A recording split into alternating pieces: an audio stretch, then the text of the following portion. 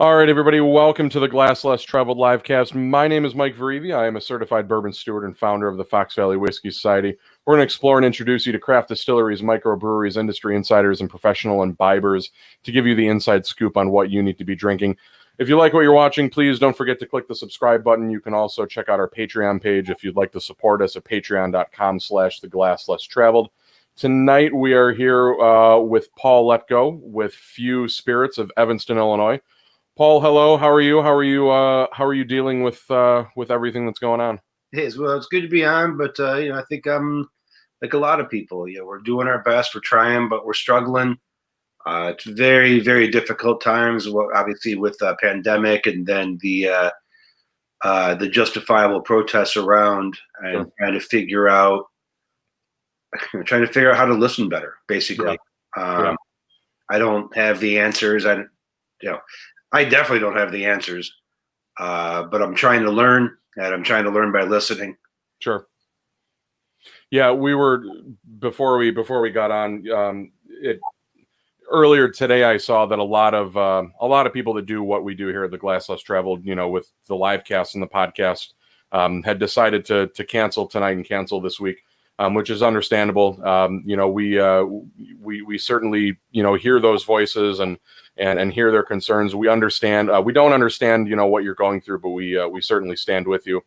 It was just very, very late in the day, and for whatever reason, it just didn't even dawn on me to leave this airspace open for that cause. So we're thankful for everybody that's tuning in tonight. Wilson Torres, hello, thank you for joining us again, and everybody else. I'm sure my buddy Andrew Meyer is watching tonight. Mark Augustin, all those guys that are eating dinner, or as my buddy Mark Augustin likes to do the dishes while he's listening in. So hello, Mark.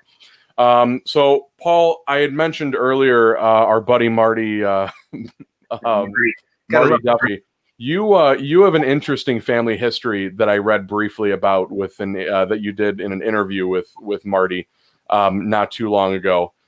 Tell us about how your family history influenced your decision to get into the distilling industry. Well, I think family is kind of important to me, as it is to, I think, well, realistically, most people. And, I think my family history kind of definitely influenced me. And when I say family history, I'll just go ahead and tell the story. But prior to World War II, my grandfather's family owned what is now a major brewery in the Czech Republic. 1939, Nazis invaded. They confiscated the brewery and murdered the entire family in the camps. My grandfather tried for the rest of his life to get the brewery back, but was never successful. And so then when he died, it kind of struck me that it was all gone forever unless I do something about it. And so this all kind of happened at a particular time in life, as most things do. But it ended up being like a good time because I couldn't shake this idea. I've always had this passion for distilled spirits. I've always had a passion for beverage alcohol, but my overarching drive in life is creativity and making new things. And so all these things were kind of like spiraling around, and I had this idea of doing a distillery, and I couldn't shake it because it's related but different. Not in the shadow of a major brewery, but it's still related, and it's an opportunity to kind of rebuild family legacy and history in a way that, someday my grandpa will maybe look up at me and say, "Hey, you're doing all right, kid." Sure. But we'll see. Yeah. So I want to talk about the political side of things when it came to opening FEW. You had to overcome some challenges and laws that had been in place in Evanston since the 19th century. Tell us about the difficulties in opening a distillery, what hoops you had to jump through, and ultimately what led to FEW being able to open. Well, I think there's a lot of hoops here because, Evanston, Illinois, which is where we are, was the birthplace of the entire Prohibition movement. The city of Evanston was actually founded specifically to outlaw alcohol.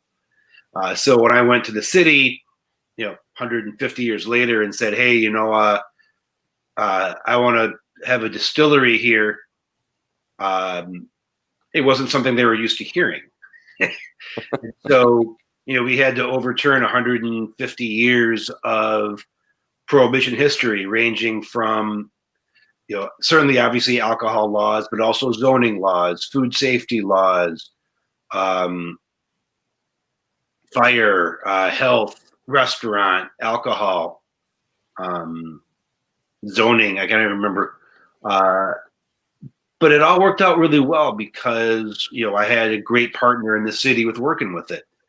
And, I originally just kind of went to people at the city and just said, hey, here's my name, here's who I am, and I need you to do me a favor and tell me no. Tell me no, you can't start a distillery here in Evanston. I'm like, well, what do you mean? Of course, the answer would be yes. I'm like, no, don't say yes yet. If you say yes and the answer ends up being no, I'm going to be very angry. If you say no right now, we're friends. I'll walk away and no hurt feelings. I'm not going to yell. I'm not going to scream. I'll just go open it somewhere else. But if you say yes and it's no, I'm going to be very angry. And so like, well, no, but the answer is yes. And I'm like, cool, just so we're clear. But it was right. I lost track of city hearings after 15 hearings, but I never took a single no vote. Sure. Every single meeting was always, whoa, whoa, whoa, whoa, whoa. You're starting a distillery here in Evanston, the birthplace of Prohibition? That's so cool.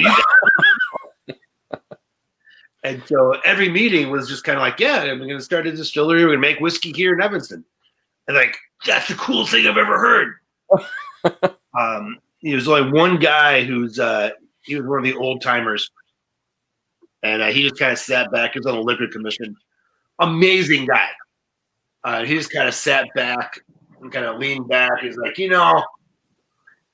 I like drinking whiskey. And I'm like, cool, man, me too. He's like, but I like drinking good whiskey. Are you going to make good whiskeys? I said, I'm sure going to try. He's like, then you got my vote. Yeah. So something, 100 and, well, God, I mean, Prohibition, the idea of Prohibition, this goes back, I mean, we're talking centuries, from the first settlers that came to the United States and just kind of built and built and built over time. It's incredibly ironic that a distillery would open up in Evanston. I want to talk about the name though. Sure. Now you had actually posted a this was at the very beginning of this whole coronavirus thing. You had posted in the Fox Valley Whiskey Society, let's do a virtual pub. And I had asked you, I said, where did the name FEW come from? And your response was, reasonable. I want to talk about the name FEW and where it comes from. But let's say you were to make up an interesting story about where it came from. None of this, of course, maybe it's true, maybe it's not true. Maybe it's just pure coincidence. Maybe it's 100% made up. What would you say the name FEW came from? Well, FEW just really means that we don't make a lot. Sure. You don't need too many, I don't think anybody goes out and drinks too much of our stuff. They only drink a few glasses. Mm-hmm. You can come home at night and tell your boyfriend, wife, husband, whoever it is, no, baby, I didn't have too much. I just had doesn't take too many ingredients to make a good cocktail. It only takes a few. It only takes a few. So that's the real story, of course. Sure. But if you were to maybe make one up, what would that story be? The allegations of the name being initials are, of course, a sheer coincidence.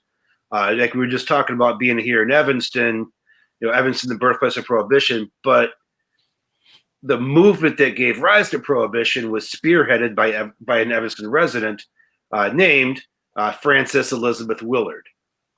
Amazing woman, born way before her time or after her time, depending on your perspective. But many people notice a similarity with her initials and our name, although, again, it is, of course, a sheer and total coincidence. Sure.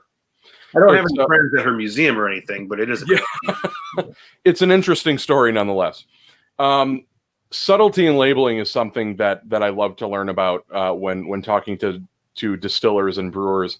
I'm drinking the award-winning, by the way, which we'll get to, the FEW American whiskey. Now, I learned something about your labeling via, I want to say maybe like the Whiskey Wash or some article that I read, that all of your labels harken kind of back to the World's Fair of, what was it, 1900, whatever it was. Yeah, 1893. Tell us about the labels on FEW products and the subtlety in labeling and what each bottle has on it and what it kind of relates to. So all of our bottles have the iconography from the 1893 World's Fair here in Chicago. And the idea is that the World's Fair was supposed to be a highlight of the best the world could achieve, at least at the time. The White City, and prior to the invention of things like YouTube and Facebook and the internet and TV. If you wanted to know what was going on in the world at large, you really kind of had to go to these World's Fairs because the world came there. There's no other way to really learn what's really happening. So they had these World's Fairs where the best and the brightest we put on display, ranging from the best architecture to the newest science to new philosophies, culture, anthropology. All of the best the world could offer was going to be on display, including having a featured speaker named Francis Willard from here in Evanston, talking about the virtues of Prohibition. Right. Then it's kind of mind-blowing. What do you mean you're going to ban alcohol? That's stupid. I mean, the average person is drinking 15 gallons of whiskey a year. It's safer than water. Sure. How can you ban alcohol? That's stupid. So they have the best and the brightest. So all of our bottles are showing things from the World's Fair. Sure. The whiskeys are bottled at 93 proof in honor of the 1893 World's Fair. So real quick, the very first time you and I talked, that was the one thing that I noticed, that they're all 46.5% alcohol or 93 proof. And I said, why 93 proof? And sneaky. But it's also good proof. I mean, they taste great at 93. Yeah, very good proof. Yeah. We're not marketing over substance. We are substance over marketing. Sure. Marketing does help. So somebody asked, and I apologize, when the platform that we use to do this video is called StreamYard, and Paul, you can see the comment up here on the screen. So I apologize, I don't know who this is. It just says Facebook user. Can you see who it is, Dina? Jeff Michaels asks, any thought put into the shape of the bottle as well? And that's actually a good question, because this is kind of a very square, kind of rectangular shape. And was there a reason behind this shape of the bottle? There's always a reason. So if you look at the bottle again, the best the world had to offer was on display there, including a upstart playing card company named Bicycle. So if you look at the label, it's going to might look a little bit like a playing card. And so a rectangular bottle is going to look a little bit like a box of playing cards. Oh. And so, this is a little bit of an inside baseball, but, when I started FEW, and still to this day, it's not exactly rolling in dollars. And anybody who knows the whiskey business knows it takes an awful lot of dollars to play in the whiskey business. So while I don't have any money, it seems that I can find 3 cards of the same number or 5 cards in a row or 5 cards of the same suit better than other people. And so that helped to finance, and the first several years of FEW's operations was that, and doing a lot of the startup. So I'm kind of hoping someday somebody will teach me the rules of poker. So maybe you'll teach me the poker rules sometimes, Michael. But I've got a friend that actually I can't remember if he quit his job or if he lost his job or whatever it was, but he took up. He was a very, very good poker player. and now he does it competitively, plays poker competitively. So could be, you never know, as they say, could be in the cards for you, Paul. Hey, Papa. Hey, all right. Drum roll, please. So one of your more notable releases that you guys have put out, that I see, I don't want to say regularly, but one that catches my eye every time I see it, is your the whiskey release that you do with Alice in Chains. Talk to us about working with Alice in Chains and what that process was like, and what kind of whiskey was born out of that collaboration, and if we can expect anything new or any new batches from that anytime soon, or maybe, when this whole thing is over. Yeah, I mean, I used to be a pro guitar player, and so music has always been something super important to me. And a lot of what we try to do at FEW is try to take a little bit of an improvisational approach to making whiskey. Now, you really can't improvise making whiskey because it just doesn't work that way. So I'm using that term real loosely. But I mean, your head would spin if you saw all the experiments we've done. And just like when you're playing improvised music, sometimes you fail, sometimes you make magic. Sure. So that kind of is a lot of what inspires us at FEW, is that creativity. And so what we've done in the past and will continue to do in the future is try to take that collaboration and that improvisation and that creativity and use it to work with other people in different spheres that have that same approach. Sure. And certainly being a musician, I'm very much drawn to musicians. So we got to work with one of my favorite bands of all time, Alice in Chains. A couple years ago, we worked with the Flaming Lips. We're talking with another band right now, doing another collaboration. But it's one of these things that it's very gratifying to be able to create new stuff, but to try to do it in a way that makes sense. And so working with Alice in Chains, we kind of took the approach of, what can we do that's going to be in the, pardon the pun, but the spirit of Alice in Chains. We're not going to, none of that, but just like with the Fleming, you couldn't put any piece of paper in there or anything. But we're trying to figure that, what would be heavy, what would be in tune or in line with Alice in Chains. And we came up with a slightly overproof bourbon whiskey that was finished in tequila barrels. Okay. So we worked with a band. We proposed that to them. They liked the approach. They liked everything about it. We put a really cool label on it because labels are cool. Sure. And put out a limited edition of like 900 bottles. Sure. We're not trying to build a whole brand about it. We're trying to be improvisational. We're trying to take this as here's something we did. Now we're going to do something else. And so, we did the Flaming Lips. It was different than the 101 tequila barrel finish. With this next band, we've got some interesting concepts that, we're both still kind of exploring. Sure. I've got a call with them tomorrow, I think. Maybe it's Friday. Days are kind of soft and watery these days. Yeah, right. But it's exciting, and it makes, I think it makes whiskey fun, and whiskey is supposed to be fun. Right.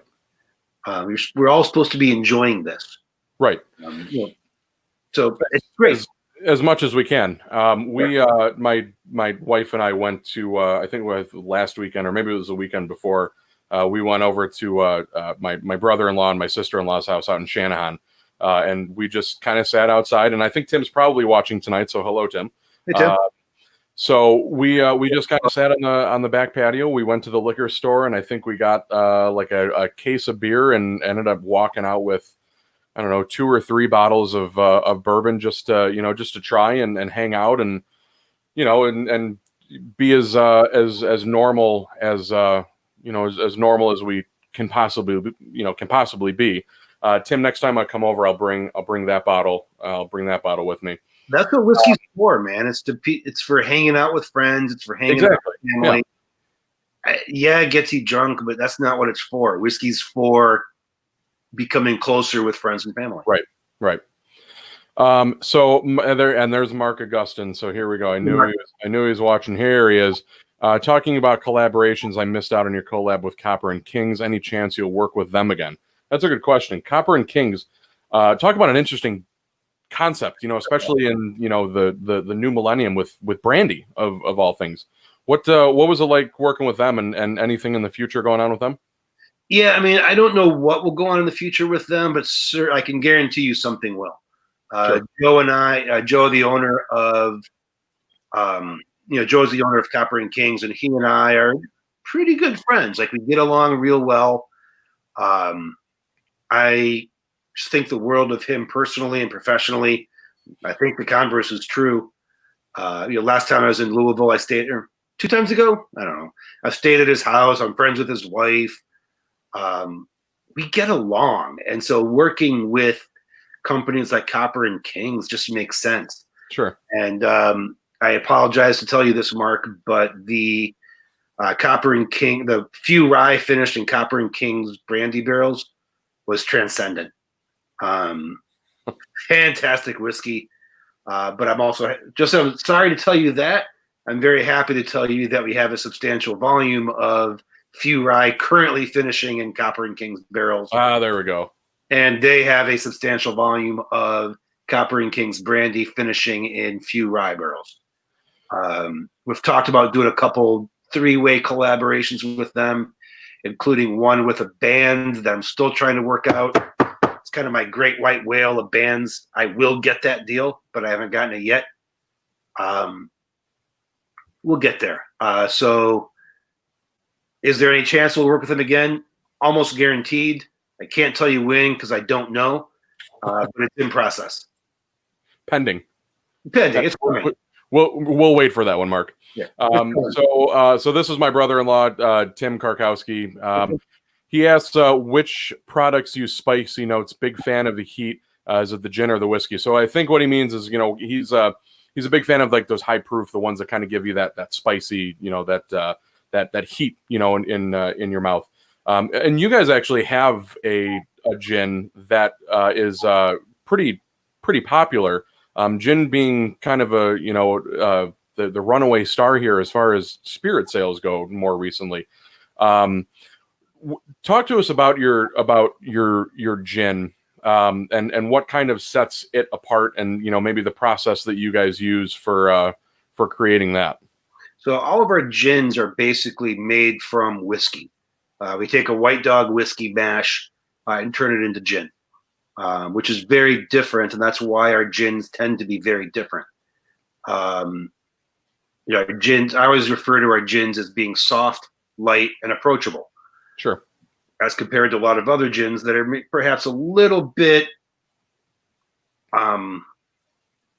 drier, a little bit more aggressive, and that's awesome. But there's really good dry gins out there, and so when we started, we didn't want to do that. We want to do something that was going to be us, and so all of our gins are going to be a little bit softer, a little bit lighter, and typically a little bit sweeter. So, for example, our breakfast gin uses Earl Grey tea, juniper, and citrus. Very easy drinking. I wouldn't call it spicy. I wouldn't call it big heat. It's only 84 proof, but it is delicious. And so that's that. I mean, depending on how you're using the word spicy as far as meaning like high ABV, heat certainly means high ABV. Mm-hmm. But spicy, I would tend to say our bourbon tends to be actually rather spicy, at least for bourbons, that is. Whereas our rye is typically going to be a little bit spicier, but I think our few ryes got a little bit more fruit on it that balances out some of that spice. So I would say both bourbon and rye use spicy notes. Sure. But if you're looking for something that's a little bit hotter than 93, look for our store picks. Our single barrel picks are at 101. So if you're looking for something a little bit spicier, look for a store pick. Sure. And you can tell those because it's the inverse color. So you actually look over my the shoulder. I know I get it backwards all the time too. I'm trying to I don't remember which way to point. The white background is going to be our core products, but the colored background is going to be a store pick. Or you can also just look for on the side. There'll be the store name on a sticker on the side, or look for something that's 101 proof. Sure, that's pretty interesting that you guys actually reverse the color scheme on the labels. That's kind of cool. Wilson Torres and Wilson, I'm so sorry. I know we chatted last week and have, kind of been becoming more familiar with each other. I can't remember what Wilson is a brand ambassador for. Wilson, you can put it in the comments. To piggyback off Mark's question, when you collaborate with other distilleries or bands, do you use your stock whiskey or do you blend or finish accordingly? Yeah, there's no real answer because I think it really depends. With whiskey, yes, we're going to be taking something of our core whiskey or stock whiskey as the base. From there, we're going to tweak it or do something to it to make it a little bit different, to make it into a collaboration. We're not going to just take a cool label, slap it on a bottle, and say, "Hey, look, it's a collaboration." That's not really what we're about, and not throwing stones at anybody. That's not what we're about. We want to work with people who are creative and do cool. Well, I prefer to say a different word, but stuff. We want to do cool stuff. Like with Alice in Chains, we did. We finished it in a bourbon or a tequila barrel. With the Flaming Lips, we went out and did a very particular blend, trying to achieve a particular flavor profile. When we worked with this band called Sarah Shook and the Disarmers, who are awesome. You need to go check them out if you haven't heard them. We actually did a whole different whiskey. We had a really cool whiskey that was sitting in barrel, and we tasted it with them, and they loved it. And so that's out there as a separate release with its own mash bill. It's awesome. Sure. So it just kind of depends on what we're doing, who the band is. With the band we're talking to this week, they've got a really cool concept that they want to get at. And so I think we could be doing some really wild stuff with them, which would be really cool. If we can pull this off, it's going to be really cool.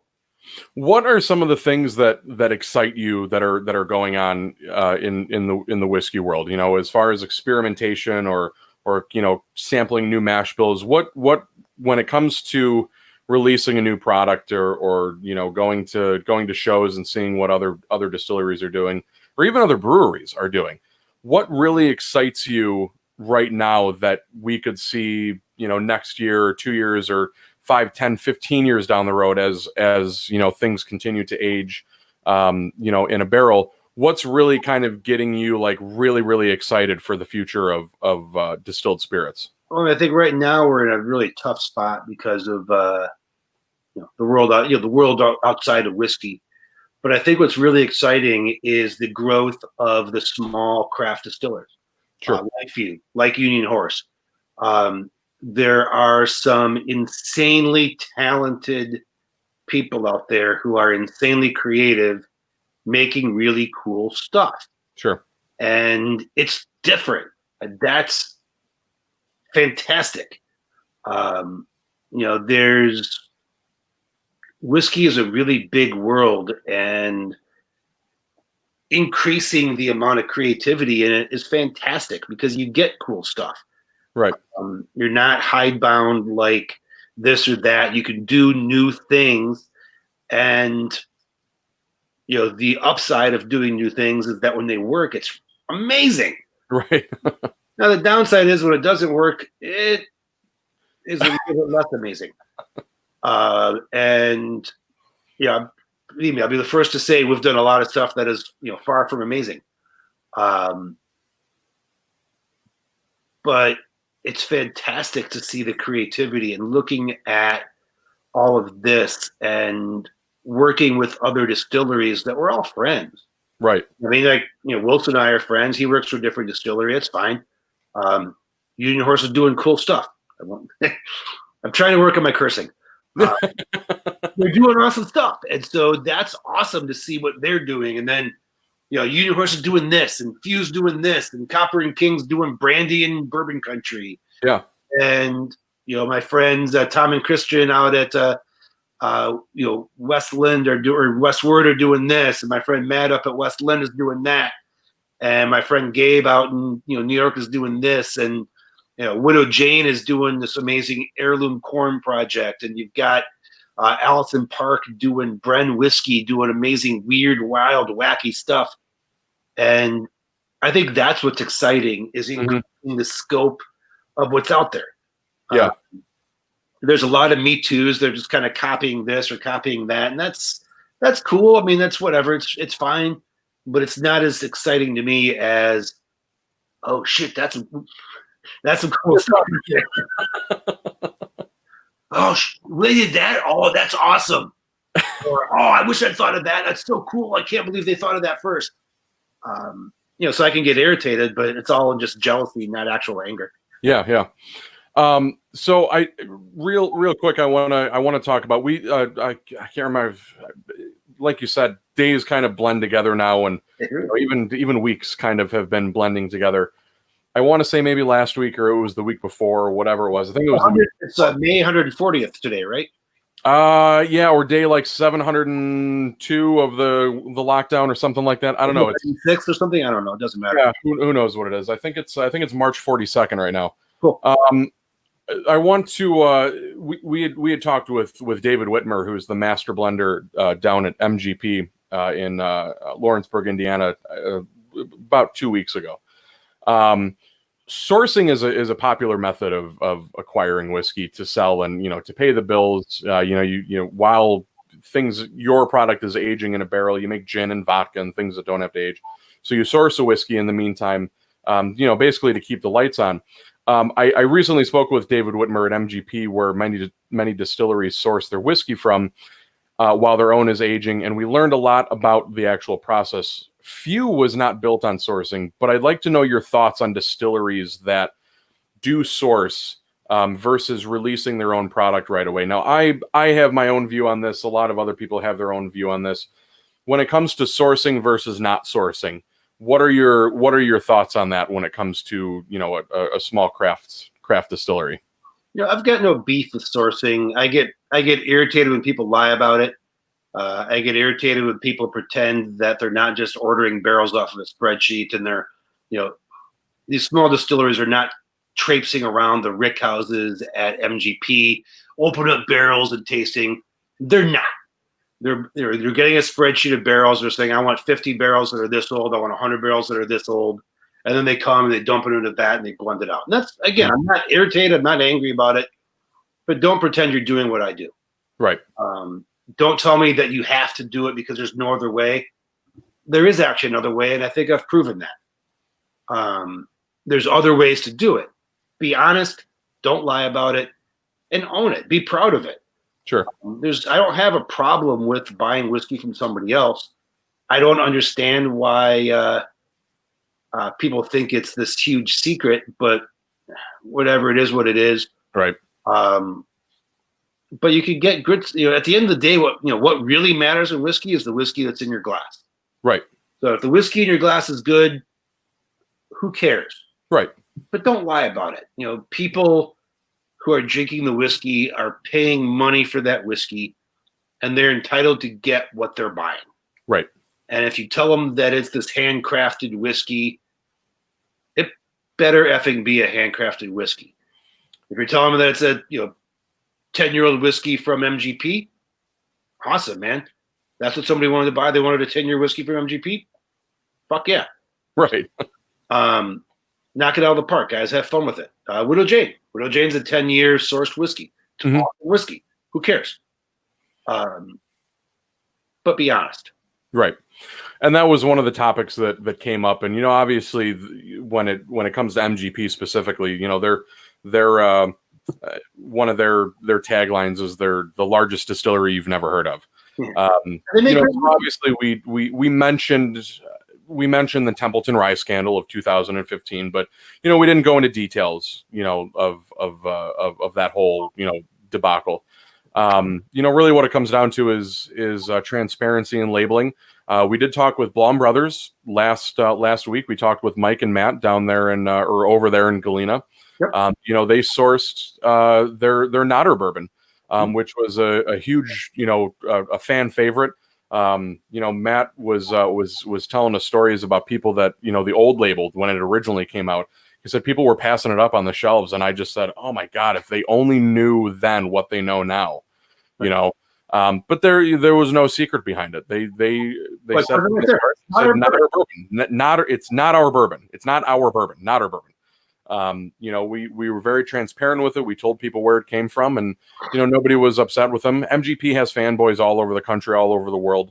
Just like FEW has fanboys all over the world. One of the things actually that just came to mind was that the interview that you did with Marty.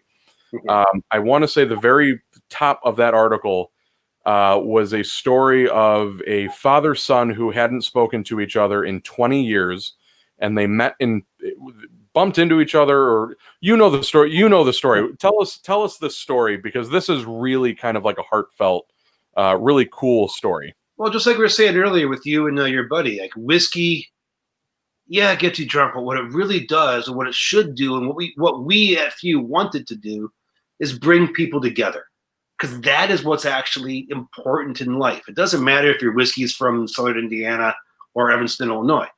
Bring people together.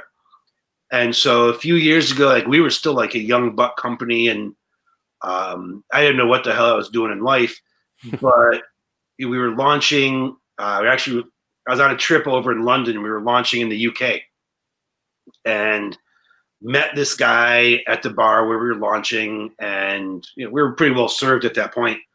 But he kind of gave me this big hug, and I'd never met this guy before, and I'm like, okay, bro, that's fine. He's like, but you've made a difference in my life. I'm like, what do you mean? But he'd fallen apart from his dad 30 years ago, and hadn't spoken to his dad in 30 years, and had a taste of FEW rye whiskey. And for whatever reason, that was when he decided that his dad would like this. And so, armed with this discovery that he's got this whiskey and his dad would like it, he calls up his dad for the first time in 30 years and says, "Hey, it's Cheyenne. Let's get together. I've got something I think you might like." And like the next day or the next week or whatever it was, he jumped on a train, took the train to Paris. Met his dad. They shared a bottle of FEW rye, and they've got a relationship between father and son, and that's just magic. I mean, I've got my own son, as I'm sure many of us do, and like, I can't even imagine the anguish of 30 hours without a relationship with my son. Never mind 30 years. Like, that's just like, I can't comprehend that emotional pain. And it's one of the things that makes me most proud of being in business, is that one relationship got rekindled.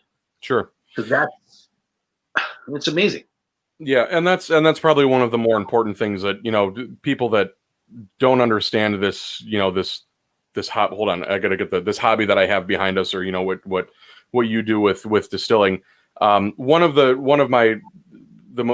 things that's going to stick in my head, I think, for the rest of my life, is something that Freddie Johnson had said. Freddie Johnson's a historian and tour guide down at Buffalo Trace in Kentucky. And if any of you have ever seen the documentary, I believe it's on Hulu, called Neat, Freddie Johnson is sitting down in a chair, and he's recounting a memory that he had with his late father and his late brother. And they were opening a bottle of Pappy Van Winkle 23, and his dad was opening it, and he said, "Dad, why are you opening that bottle? It's it's a really rare, sought after bottle." And he said, "The fragile things in life are what we're doing right now. It's this bond, it's this friendship, it's this thing that we have between us. There's always going to be bourbon aging in barrels somewhere. Bourbon is not the fragile thing. Open that bottle, toast it, cheers it. Be with the people that you love. Rekindle those lost relationships. That's exactly what this is for. And I think more so than even wine or beer or anything like that. This is something that you're going to sip on for 20, 30 minutes. You're going to pour yourself another glass. Or you're going to sip on it for another 30 minutes or 40 minutes. It's meant to take time, and it's meant to, to kind of sit there and rekindle something like this father and son did. But that was such a cool thing that I read at the very top of that interview that you did with Marty. It's again, that's the stuff that matters. Like, and I know there's people out there that love having these big whiskey collections and show off that you've got this bottle of whatever rare whiskey, and that's great, man. If that's what brings you joy, God bless, man. Just knock yourself out. To me, as a whiskey maker, share it. Open the whiskey. My sister. I don't drink wine. I'll be the first guy to admit that I know nothing about wine. But apparently, I had a nice bottle of wine. My sister was over, and I just grabbed a bottle of wine. They're all the same to me. And she's like, "Well, you can't open that wine. Like, I can't open that wine." It's like, "Well, it's this and it's and she's telling me all about this vineyard and this and that." I'm like, "So it sounds like you'd like to drink it." Yeah, it should be good then, right? Right. So enjoy it. Like, say, well, it's just a Tuesday night. I'm like, so what? Right. Like, I'm not going to appreciate the wine. You two drink it. Like, enjoy it. I don't know where it came from. Is it a gift? Would I buy it? I don't have any idea. Enjoy it. I have a couple bottles like that, and my now wife and I, we got married on May 9th, about 4 weeks ago. A little shy of 4 weeks ago. We had discovered a bottle of actually this bottle right here. Nice. So this is an old Fitzgerald, distilled in 1962, bottled in 1970. All accounts on this bottle, if I were to find one that I wanted to buy in this condition in the wild, I probably wouldn't. But if I did, I'd be looking right around that, $3,000 to $4,000 range, to buy this bottle. I've also got behind me right here is a bottle of I got it right. Is a bottle of Four Roses that was bottled in 1948, and I had two of them. I've opened one of them. We opened one of them for a fundraiser that we did for the St. Charles Historical Society and History Museum that we did on December 7th of last year, which December 5th was historically the day that Prohibition ended, but we did it on the 7th. So we opened it up and we let the 40 or so people that were in the room try it. This bottle of Old Fitz I opened on our wedding day, and we found it in her grandfather's basement. It was a gift to her grandmother, my wife's late grandmother. And it was still in its original box. It was still in its original packaging. And myself and Dina and my brother-in-law, Tim, who's watching, we're all down in the basement, and we go through this little room in the corner of the basement, and he holds it up and he goes, "Is this anything?" And I go, "Tim, put that down on the table. I need to look at it." And I looked and I go, "Holy shit.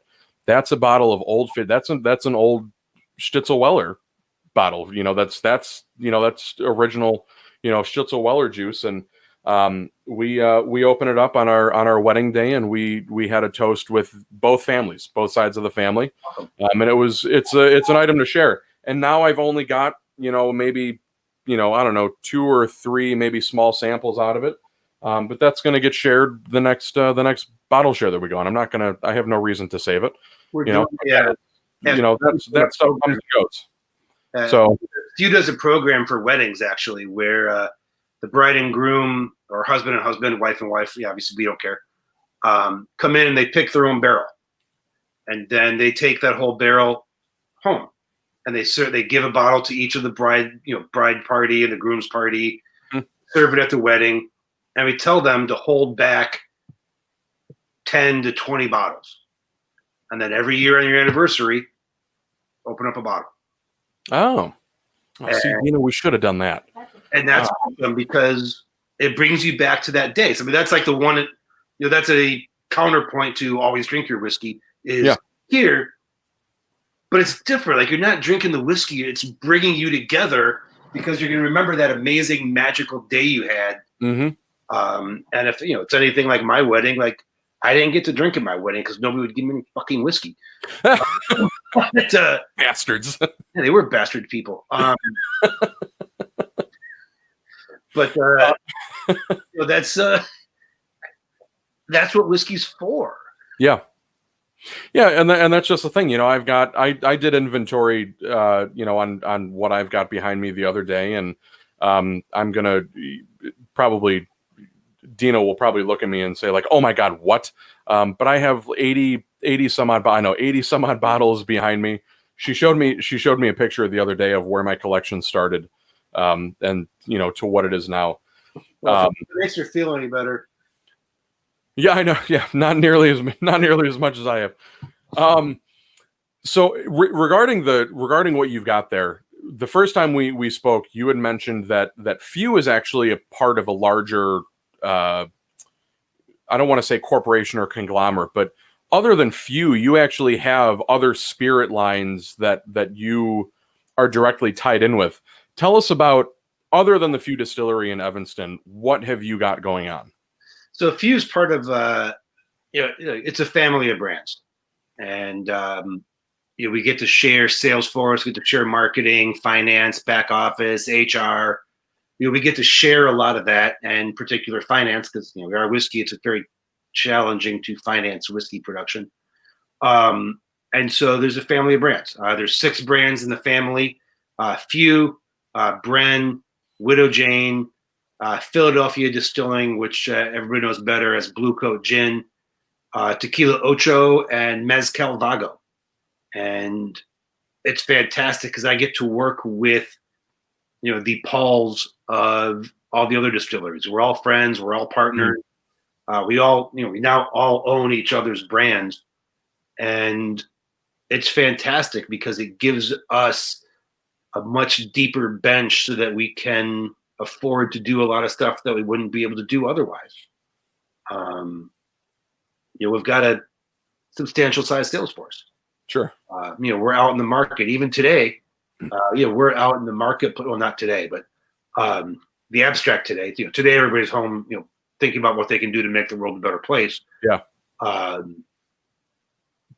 the proverbial today, we're out in the marketplace talking to customers and working with customers and helping them, set up their shelves and set up their bar programs. At least you were until March. It's extremely helpful, and it gives us a lot of cushion for the hiccups that happen in the business, such as, for example, in case of a global pandemic. Sure. Yeah. You get a little hot. Yeah. But throughout this, I wouldn't say we're thriving. Right. But if you look at our competitive set, we are. So I want to talk about that for a minute, but real quick, and I apologize again. It just pops up as Facebook user. Dina, who is it? Jeff Michaels again. Asked thoughts on age statements. Seems like they're making a comeback and important to some drinks. Personally, I'm more about taste. Age statement is a really, we look at something, say like the one that really threw people, that threw their fist up was Elijah Craig. When they got rid of that 12-year age statement. Even oh God, what was the other one that Heaven Hill did? I got a brain fart right now, but a lot of them. As far as age statements go, there's certain regulations that distilleries follow. If it's anything less than or if it's anything over 4 years, you don't have to put an age statement on it. What are you, as far as age statements go, what are your thoughts? And then here's another question. Do you have anything aging over there at the distillery that maybe we could expect in a year or two that maybe, might be coming up on 10 years old that we could, kind of expect here in the future? So I detest age statements. We don't use them. I don't intend to ever use one. No, you never say never, but I don't intend to ever use one. I don't like them. I don't believe in them because I don't think it's honest.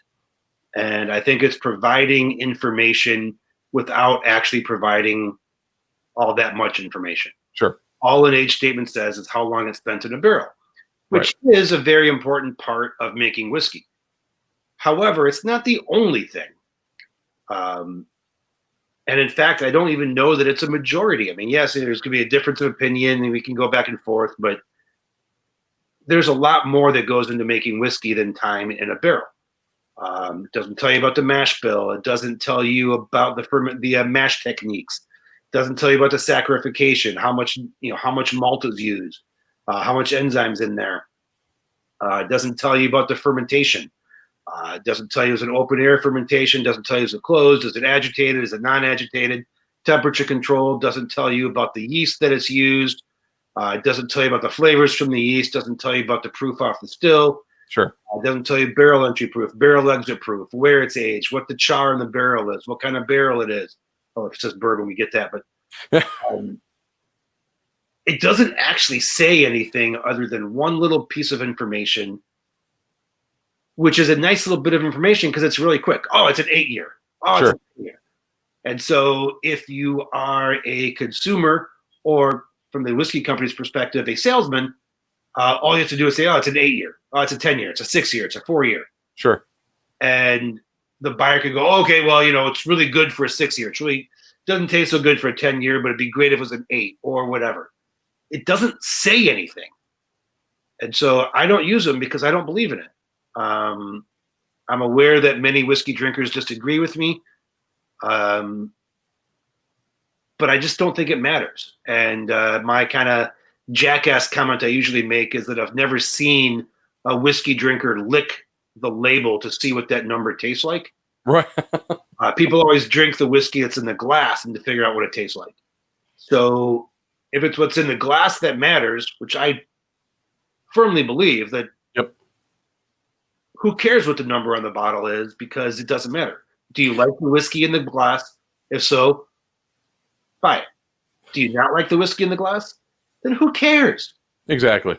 It doesn't matter. And so, do we have stuff in the whiskey in the distillery that is relatively old, and we could put an age statement that would get people's eyelids to pop up? Yeah, we do. Are we going to put it out on it with a label with a number on it? No, we're not.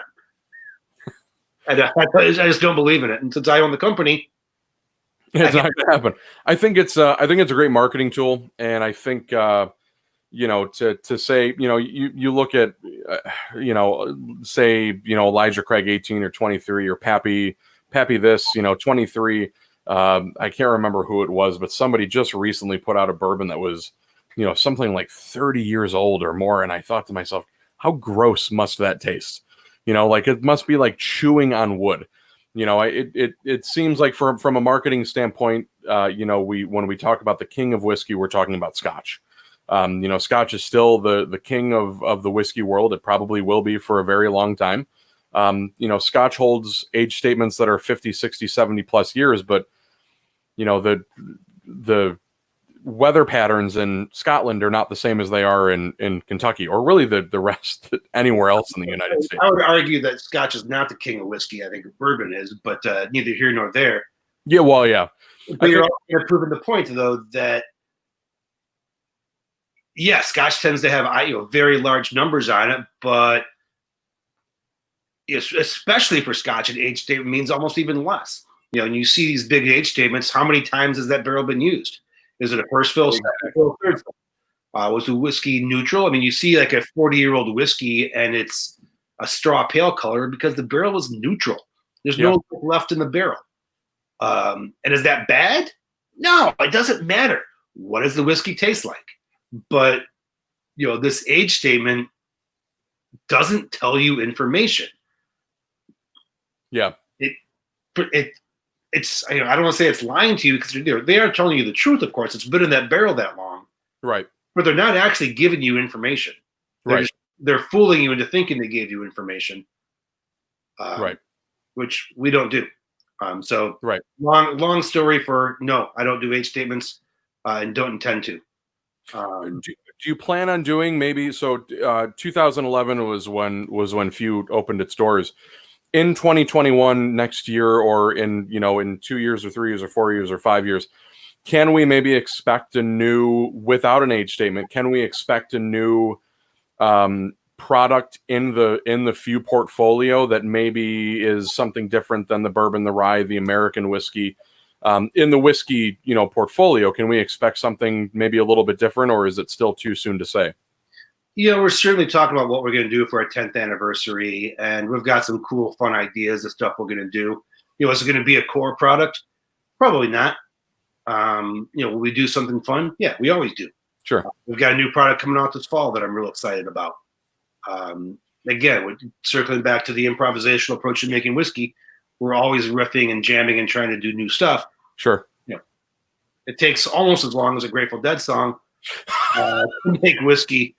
But that's okay. I'm a big Deadhead. It's all right. Mark asked again, can you talk about the Four Kings collaboration? How did that come together, and how do you select what you create each year? Yeah. So Four Kings collaboration is just deep fun.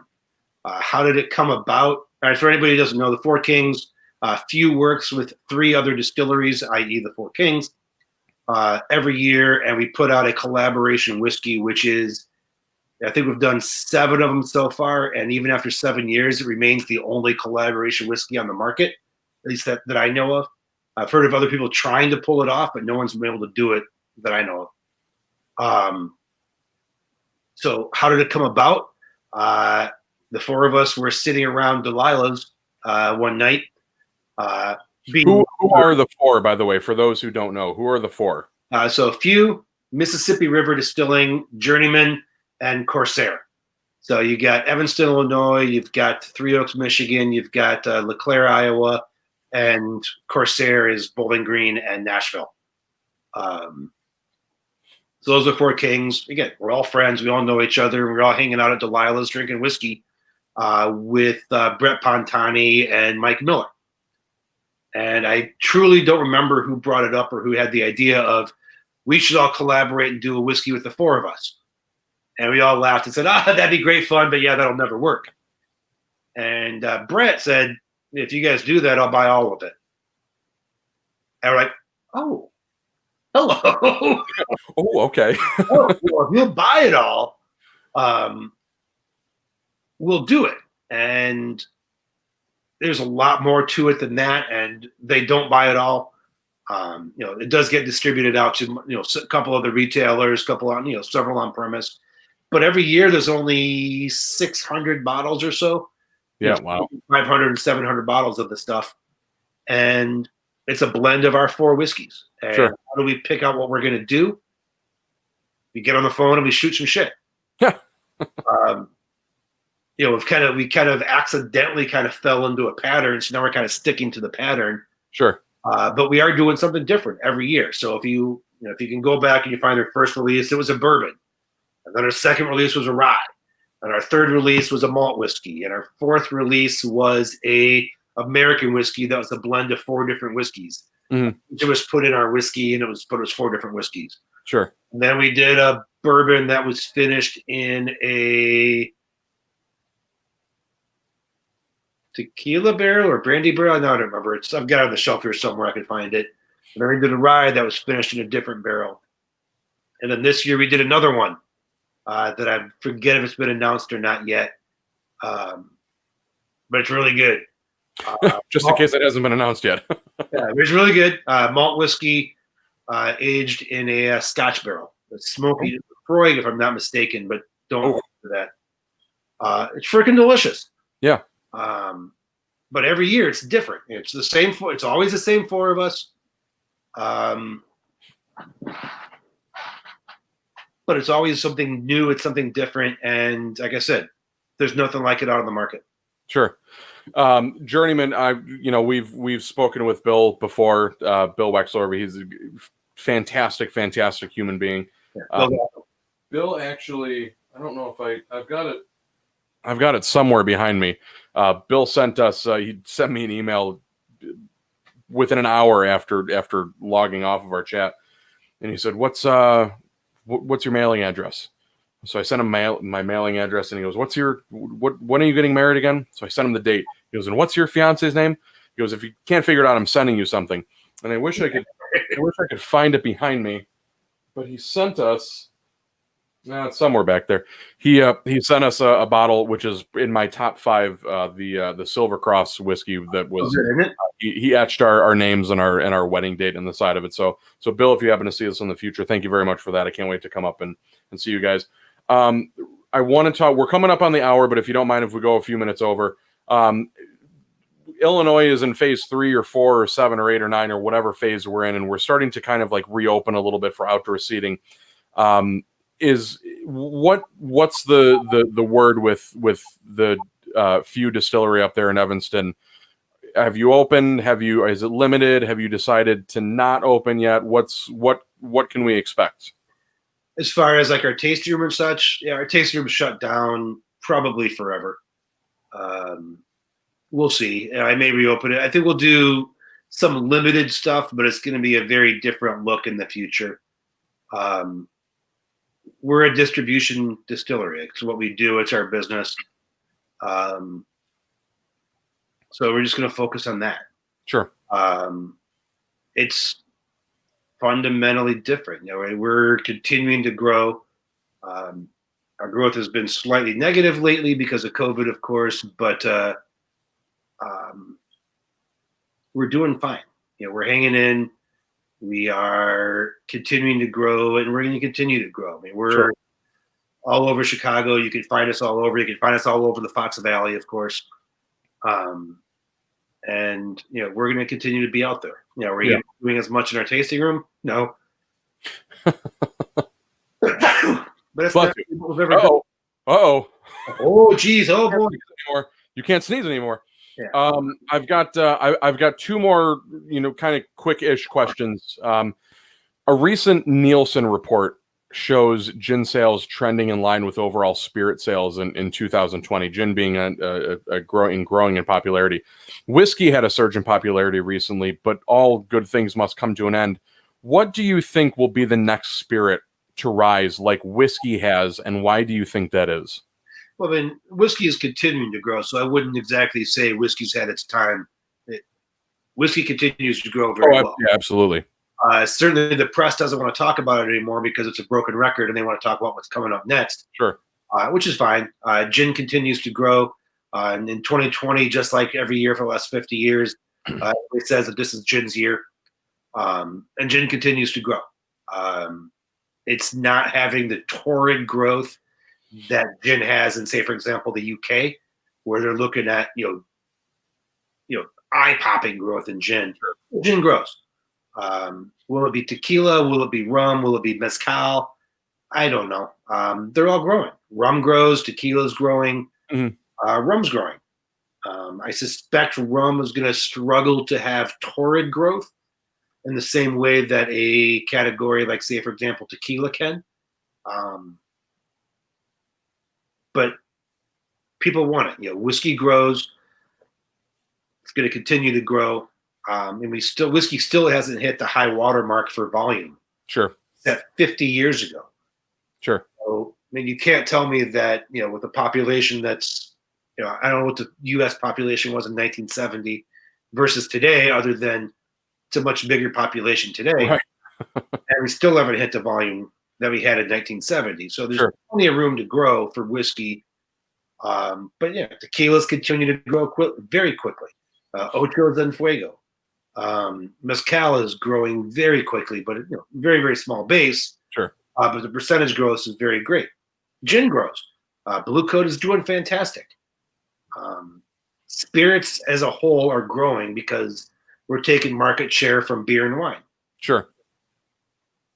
Yeah, and it's interesting to see, and one of the reasons why I, started doing this was looking at some of these statistics, and that, brands like the big brands, the Budweiser and Miller and Coors and the big guys down in Kentucky who are making 90 to 95% of the world's supply of bourbon, will continue to grow and grow and grow and grow and grow, while craft distilleries, micro distilleries, continue to shutter.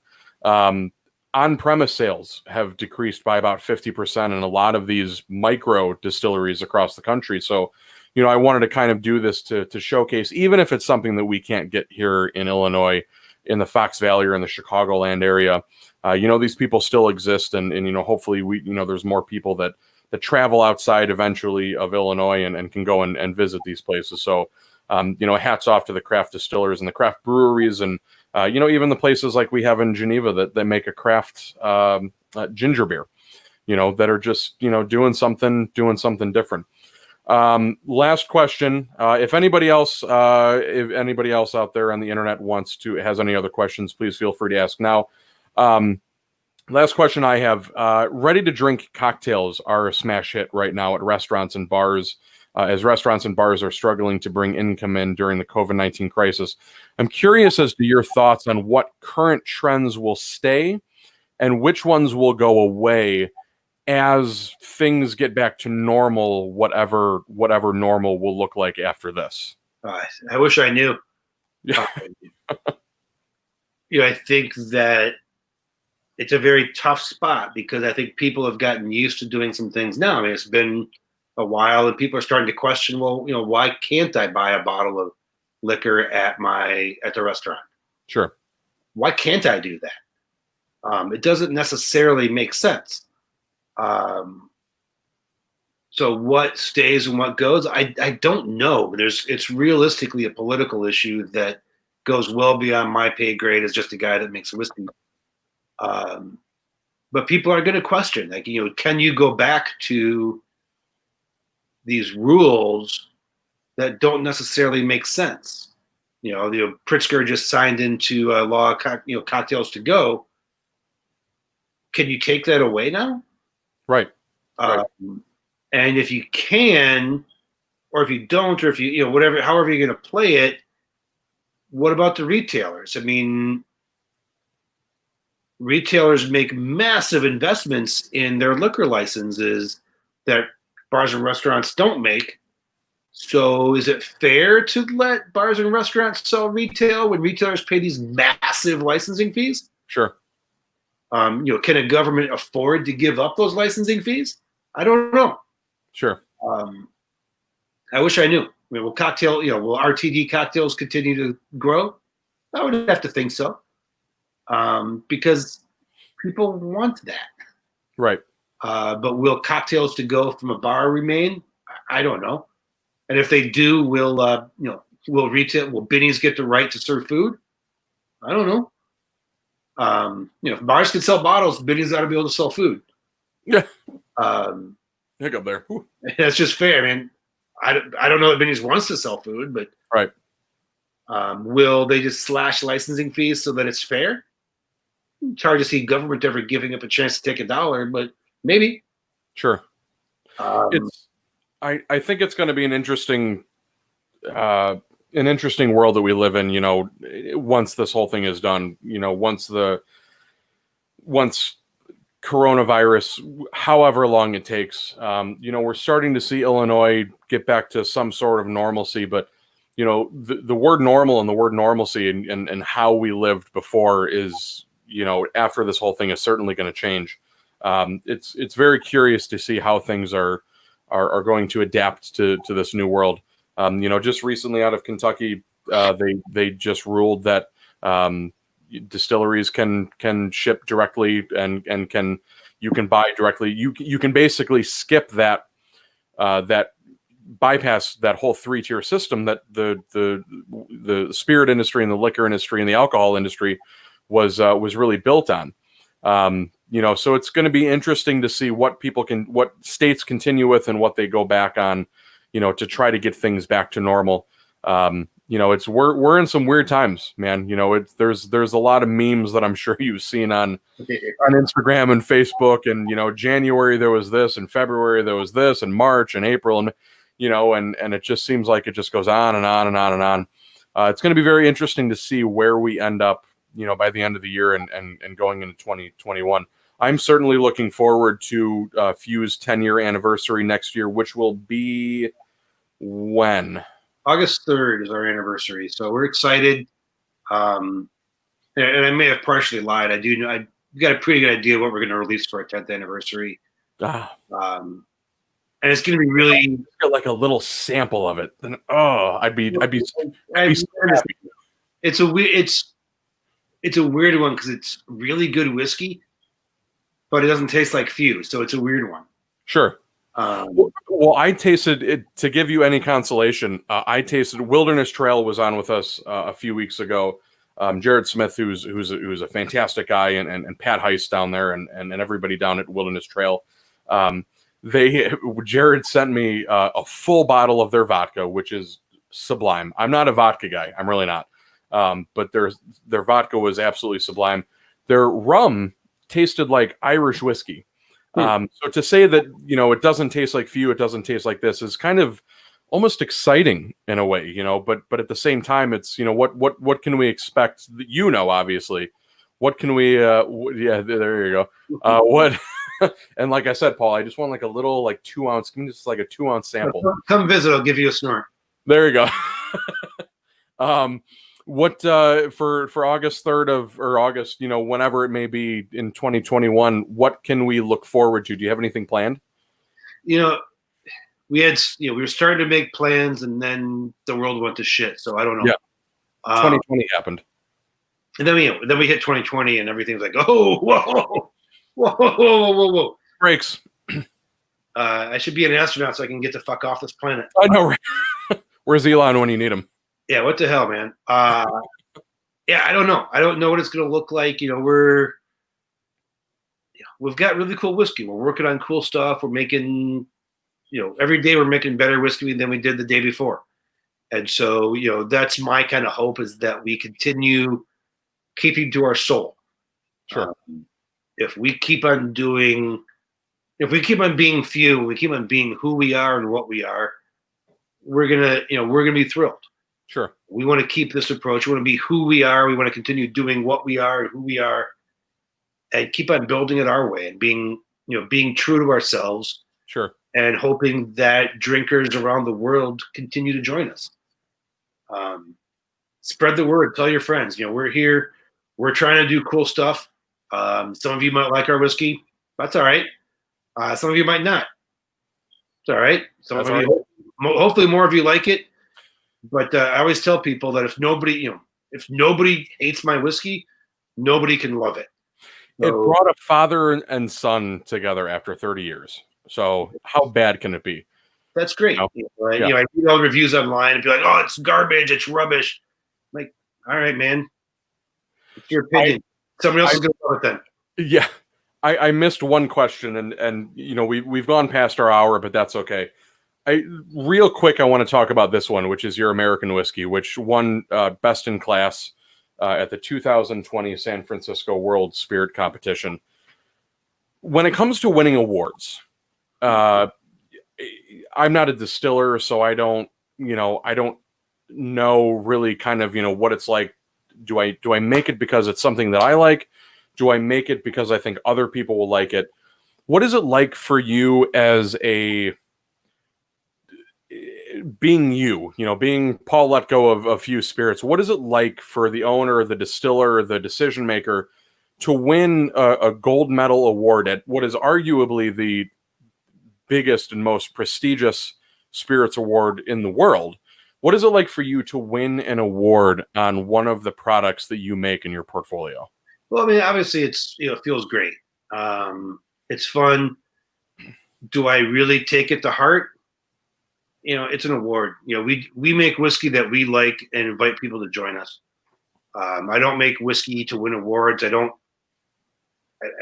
It's great. We love awards. We'd rather win than not. But we make whiskey we like.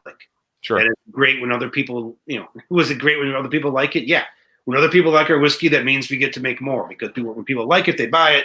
Or when they buy it, we can do things like, pay rent, sure. Buy grain and buy more barrels. And when people like our whiskey, that's fantastic.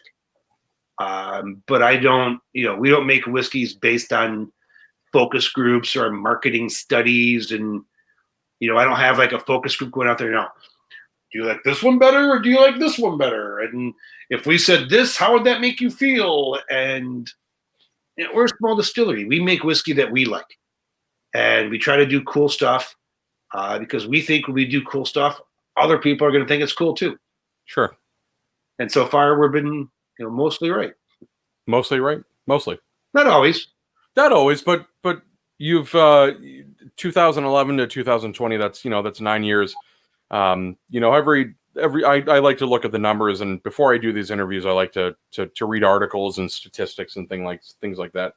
I've read that distilleries and breweries that have been open less than 3 years during this time right now with Corona might stand a chance of closing their doors, and that would be very, very unfortunate. Which is why we do, with the Fox Valley Whiskey Society and the Glass Less Traveled, which is just me.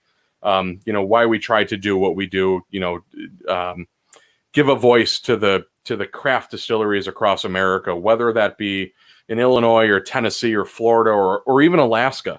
Try to give a voice to those people and let them know that these people exist, and hopefully people will visit there or go there or try something while they're out of Illinois.